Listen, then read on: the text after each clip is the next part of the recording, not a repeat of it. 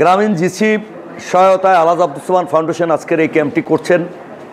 আমরা আজকে আশা করছি 2 শতাধিক রোগীকে সহায়তা তারা দিবেন, সানি কাটার ব্যবস্থা করবেন, বরিশালে নিয়ে যাবেন এবং তাদের কর্মকর্তাদের সাথে আমাদের কথা হয়েছে। বিশেষ করে পিরোজপুর উপজেলায় তারা যেথায় ক্যাম্প করবেন আমরা সার্বিক তাদের সহায়তা করব।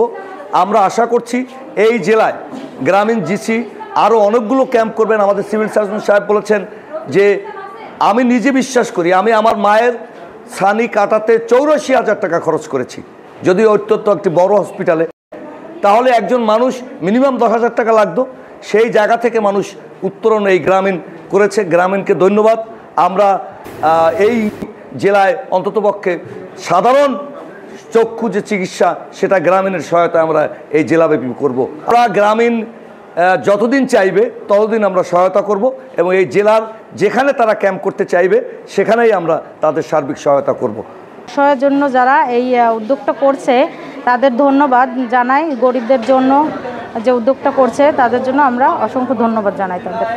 আব্দুল সোবহান ফাউন্ডেশনের মাধ্যমে যে উদ্যোগটা নেওয়া হয়েছে আসলে এটা খুবই একটি সমাজ কল্যাণজনক একটি কাজ এবং এই কাজটি সাধারণত এই পরিবারটি বিগত দীর্ঘদিন যাবৎ করে আসছে এবং তারা এখনও করতেছে এবং তাদের চেষ্টাই থাকে কিভাবে মানুষের পাশে দাঁড়ানো, মানুষকে সেবা দেওয়া।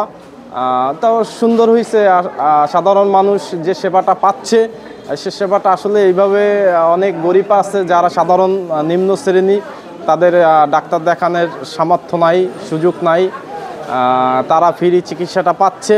ঢাকা শহরে অপারেশন করতে যান, সেক্ষেত্রে আপনার যেখানে অ্যাকর্ডিংলি আপনার লেন্সের উপর নির্ভর করে 30-40,000 50,000 থেকে 1 লাখ 2 লাখ টাকা লাগতেছে, সেখানে আপনি বিনামূল্যে চোখের অপারেশনের জন্য চোখের ছানির অপারেশনের জন্য আপনি সেটা পেয়ে যাচ্ছেন। এটা একটা বিশাল অ্যাচিভমেন্ট। তো আমি আবারও ধন্যবাদ জানাচ্ছি আমাদের গ্রামীণ জিসিসিকে এবং সেই সাথে আজকে যাদের এখানে এই প্রোগ্রামটা হচ্ছে উদ্যোক্তা আলমগীর ভাই।